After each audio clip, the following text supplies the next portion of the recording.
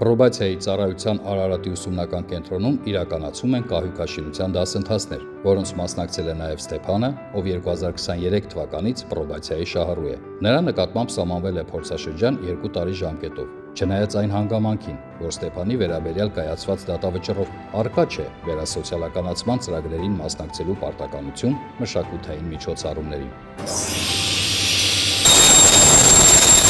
Իրականում ես որ մտնում եմ ստեղ,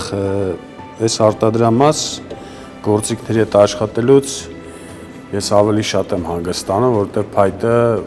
իրանից շատ նուրբ աշխատանք է ներկայացնում։ Սա չափս վերցնելու սարքն է, սրանով չափսը վերցնում ենք, մեծ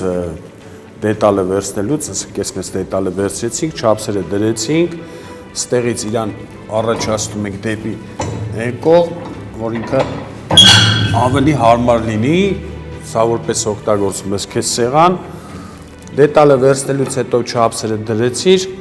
արդեն իրան օգտագործում ես, սկսում ես հերթով սիրուն կտրել քո ուզած չափսերի դետալները հանել։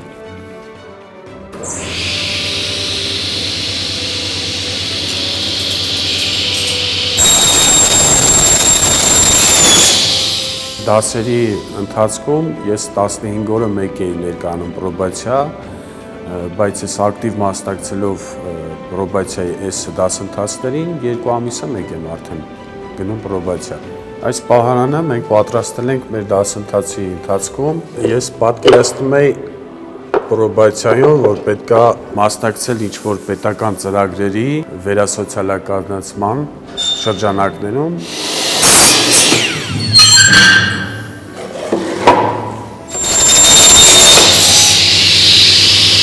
2024 թվականին եմ պրոբացիայի շահառու դառել։ Առաջին մասնագիտությունս էլ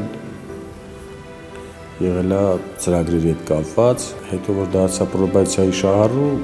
կահույքագործությունը։ Նախկինում այտենց ինչ-որ բաներ սարքում էի, հետաքրություն կար, ոչ թե մասնագիտության վերաբերյալ, այլ փորագրություններով։ Հետի հետ գործանելու հետ շատ մեծ ելում է, էլի։ Բոլորս միջոցառումներին շատ ակտիվ մասնակցում եմ։ Կարծում եմ, որ կահույքագործի աշխատանքը համապատասխանում է ինձ։ Նպատակ ունեմ շարունակել այս աշխատանքը։ Պրոբացիայի ծառայության վերասոցիալականացման ծրագրերին 2024 թվականի ընթացքում մասնակցել է ավելի քան 1350 շահառու։ Ծառայությունն այսօր էլ շարունակում է կրթական ծրագրերը։ Շուտով կմեկնարկի կահույքագործության դասընթացի հերթական փուլը, որը հնարավորություն կտա այլ շահառուների նույնպես ստանալ որակյալ գիտելիքներ և ձեռք բերել եկամտաբեր աշխատանք։